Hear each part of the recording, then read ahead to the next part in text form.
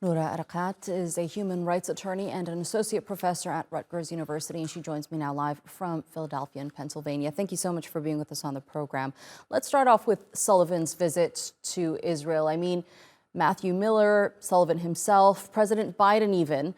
It seems like we're hearing the same sort of rhetoric from each and every one of them. And tell me if you agree with me, but they're like a broken record here, feeding the same lines to the media on the importance of innocent civilian lives, all while boosting support for Israel and not using their leverage to stop the killing of innocent civilian lives. What good is U.S. leverage at this point if Israel is not adhering to the warnings that the U.S. is giving? Or do you think that Biden just chose to turn a blind eye to it all? I think you're absolutely right about the incongruency of the rhetoric and the U.S.'s behavior.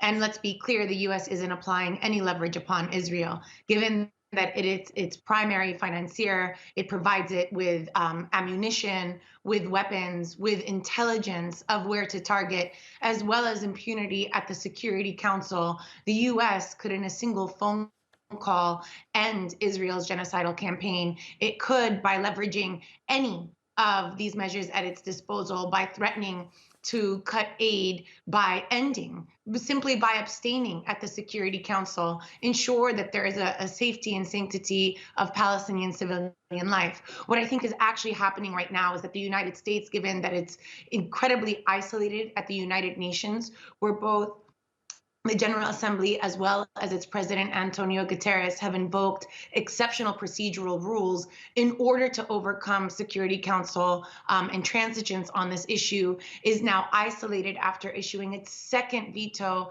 of a ceasefire. Domestically, the Biden administration is at an all-time low in terms of approval by American voters, 61% of whom have demanded a ceasefire. And so what we see here is a rhetorical ploy in order to show some appeasement to this isolation as well as to this discontent, but none of the meaningful action it would take in order to truly protect Palestinians, which is an immediate ceasefire. Noura, I remember on December 3rd, the Vice President Kamala Harris, she gave a press conference on what a post-conflict Gaza should look like. And I was on air at that moment covering that press conference. I remember being very confused as to why she was talking about how to rebuild the buildings that they're actively currently helping Israel level to the ground. As we're speaking, Israel is demolishing homes after homes, all while, as you mentioned, at least 60% of Americans and millions of others worldwide,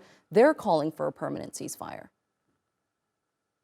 You're absolutely right to be confused as well. The United States has spoken out of both sides of its mouth since it became Israel's primary patron, imperial patron, I should say, after the 1967 war, when on the one hand, it admonished Israel for its expansion of settlement enterprises, sometimes calling for a Palestinian state, and on the other hand, provided Israel with unequivocal military, diplomatic, and financial support in order to continue to expand those settlements and to make impossible the establishment of a Palestinian state. Now, fast forward 56 years after that military occupation, we have a return to the Palestinian call for a singular democratic state. We have a one-state reality where Israel is the only sovereign from the Mediterranean Sea to the Jordan River. And we have a finding by several legacy human rights organizations that this is apartheid. So not only has the U.S. continued to speak out of both sides of its mouth, but it's also outdated. Nothing that it's proposing at this moment actually speaks to the conditions on the ground or the realities that have come to be because of its counterproductive policies. Well, I certainly don't have enough fingers to count the amount of war crimes that have been committed in Gaza, not only in Gaza, but in the occupied West Bank as well. I mean, where's the International Criminal Court in all of this? Why isn't it reacting and acting as quick as it did with Russia's President Vladimir Putin? It's actually acting very quickly in line step with Western colonial order.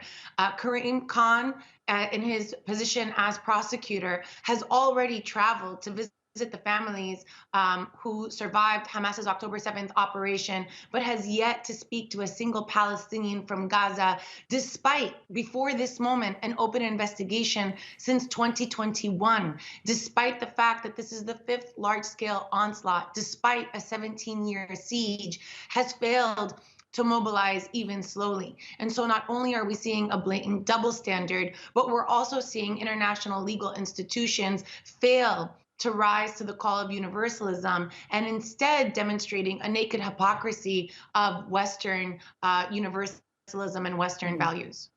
Right. You mentioned the UN. I don't want to ask you whether or not you think it should be reformed, because I think we all collectively agree that it should be reformed, but how is that going to happen? I mean, it's absurd that 153 out of 193 members can call for a ceasefire, but with the veto power of only one country, it makes it all mean nothing.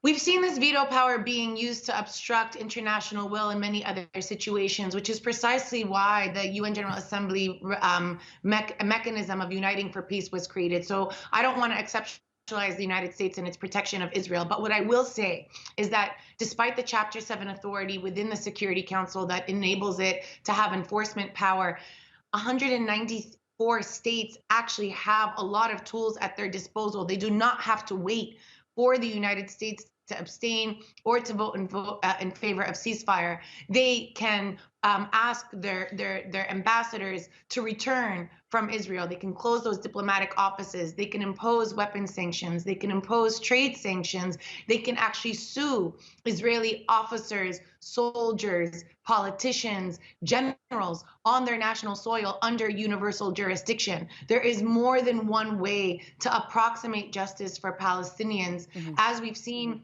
it was people in Guernica who sounded the sirens of genocide. It's been millions of people across the globe who have made it clear for us that Israel is practicing genocide. So we neither need to wait for the Security Council as a whole, nor for these legal institutions to do what is in our power to do at any moment as states, as individuals, as attorneys who have the ability to issue these arrest warrants to make it impossible for Israel to travel with safety and make it clear that they are representatives of a rogue state.